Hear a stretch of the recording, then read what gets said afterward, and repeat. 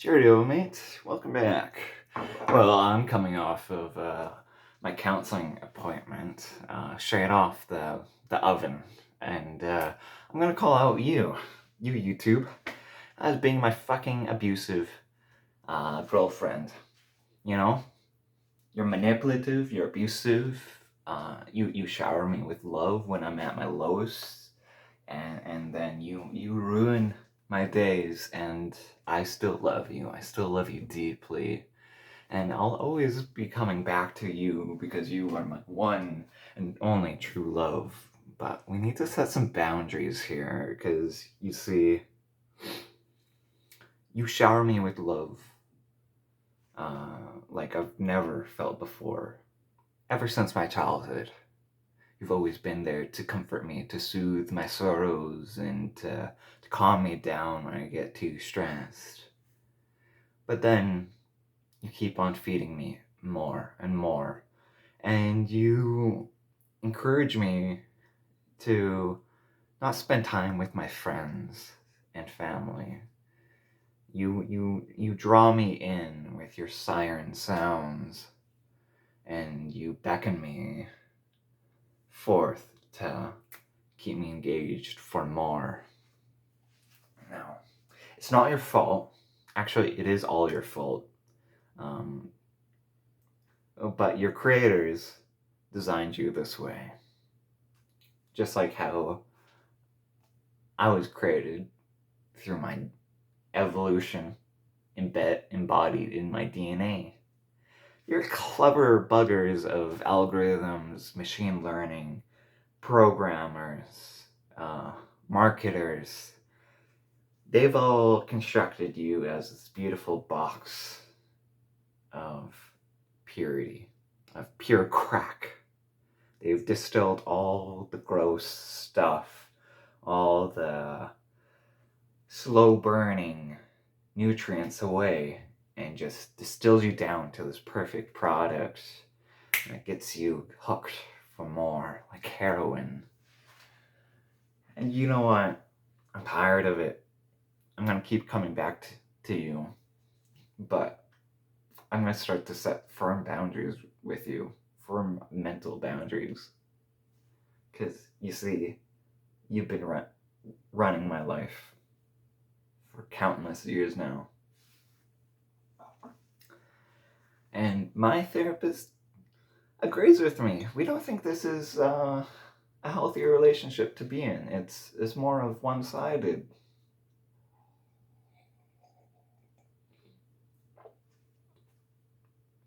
Because you see, I'm a slave to you, and I need to break free of my shackles, and it's not going to happen all at once. But I think over time, I think you and I can start to have a healthy relationship here, where I use you for positive experiences like learning or feeling entertained once in a while, but not all the time. And I don't want to be cradled in your arms when I feel sorrow or I feel weak and I have nothing more to do. Because, you see, it's just not fair. See, part of me is powerless towards you, but a part of me can also say no to you. Because I can't take all this responsibility for myself. I'm surely one to be blamed here for my actions, because we all need to hold ourselves accountable. But you are also at fault here. You are also to be blamed for your manipulative tactics of constantly finding the best videos for me to watch, which part of me is grateful for, because I don't want to be watching boring stuff. But if there was boring stuff for me to watch, I wouldn't be as drawn to you as I am to you.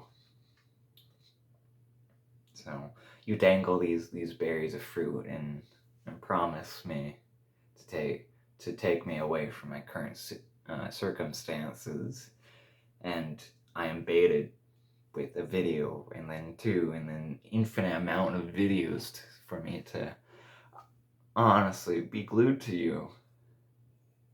You're my one love, my true love, the one I masturbate to you, to the one that I speak my truth to you. I speak to you through these videos and YouTube comments, and you give me a false sense of socialization, as if you're a real person. But you're not. I see you more as a demon than a person.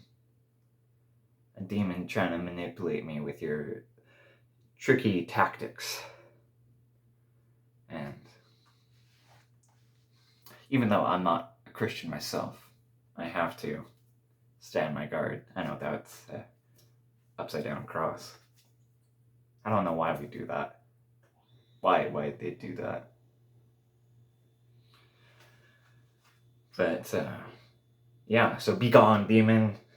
The power of counseling compels you. The power of counseling compels you. The power of counseling compels you. Yeah. I just hope bit by bit we can grow some distance. Imagine these two yarns intertwined together. You're this yarn and I'm this yarn, and hopefully we can stretch it and peel it back so that we can have good distance apart where only loose threads hold us together, and that you're not a main part of my life, but I will always hold you in my heart till death do us part, and you move on with your immortal eyes and your omnipresence going into everybody's homes and eyes and sucking in their devotion to you. I hope that one day I can worship a more worthy power. And now this would be the end of the video.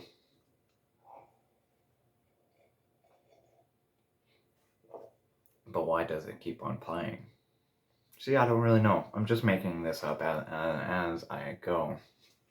But I do love this idea of YouTube being this powerful influence, like a force of nature, because it is.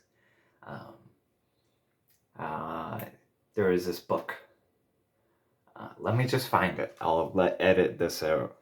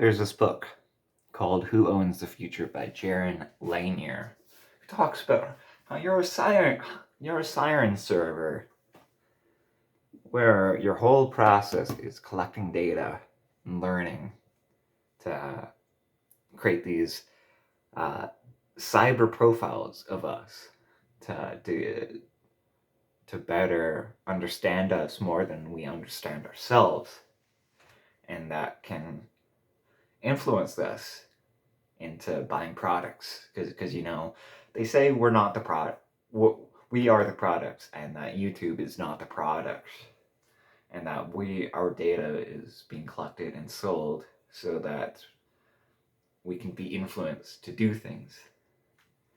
And now this whole machine learning, which you're going to take this video and probably learn from and learn how to manipulate me more. So it's really, sometimes it feels like a losing battle even to post this. But you're like a god. And now I know that's anathema to say. But you're a false god. You have you have some powers of a god, of being this ethereal being that isn't quite human, but is being influenced by humans as well, and that your whole goal is to provide us with our needs, like answer our prayers through questions we have, and you answer them, and you provide us with comfort, and you help us find peace, you help us connect with each other through common bond of I've connected with people where all of us are addicted to YouTube, and we all have good familiarity with YouTube, and that's what religions do, is that they connect us through this familiarity with this entity, and this entity has been taking control of many of our lives, and we need to set firm boundaries. We really do, because and then you're just a fucking demon. Just a fucking demon that's trying to have control and influence, and so you're neither good nor evil. But I see a lot of evil with you. Like you can definitely make arguments where you're good, and you are good in some parts, but I see a lot of evil in you right now. And I don't think that's a healthy look.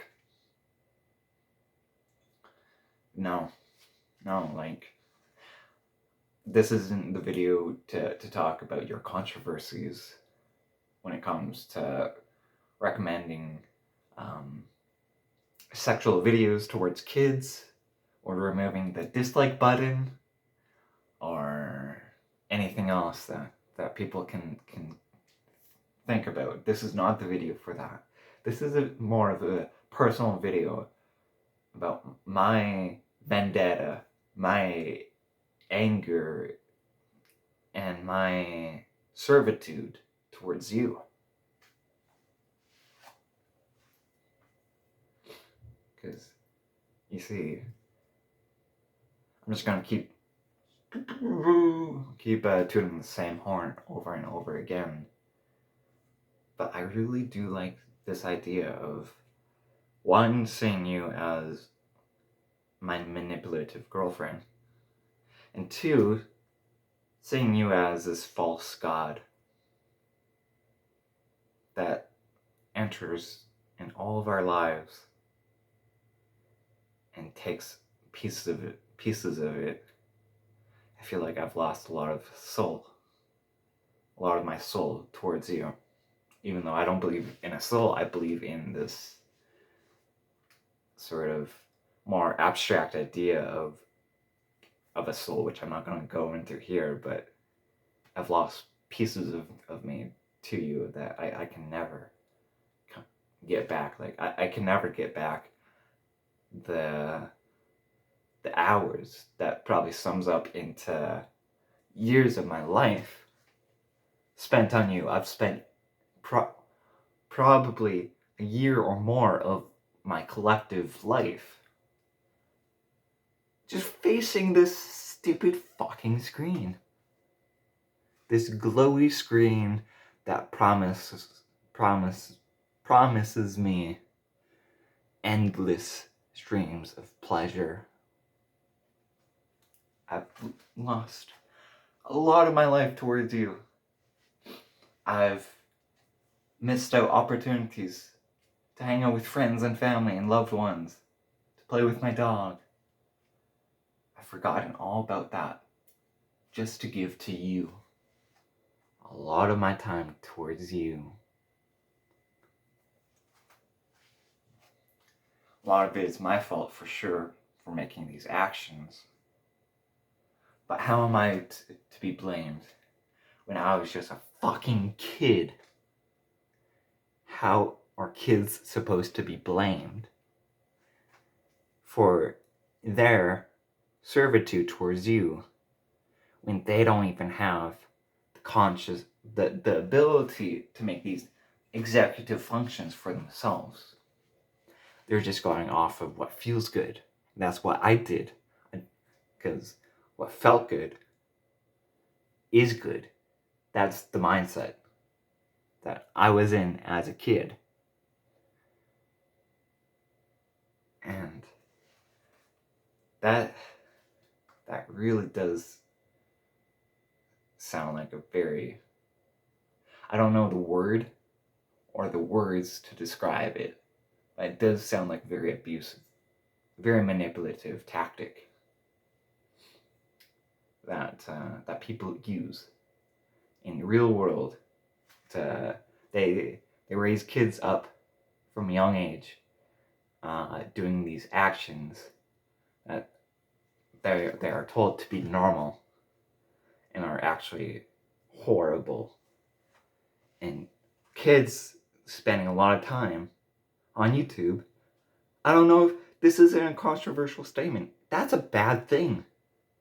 It's why I believe, and I'm not going to provide data, but it's why so many people have ADHD, attention deficit disorder. Because people have made better videos on the internet talking about this subject. It's why our attention spans are getting so low. It's because of the constant fix. Not just through you, but also through like TikTok and other social medias. Vine, Soul. But yeah, you've stolen our attention and really shortened it.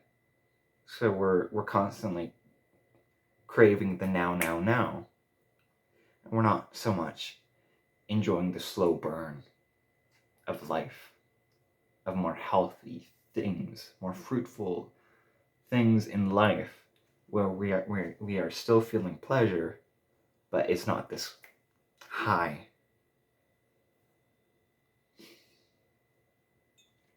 And I had something else I wanted to say about this high pleasure. I don't know. I lost my train of thought. That's okay.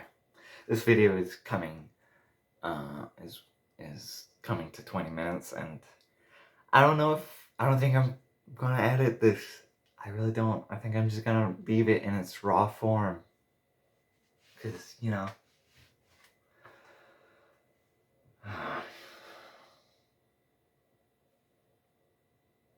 I think this is as much as I can say for now. Until next time, you'll see me in the next video, unless something happens. Okay. Goodbye.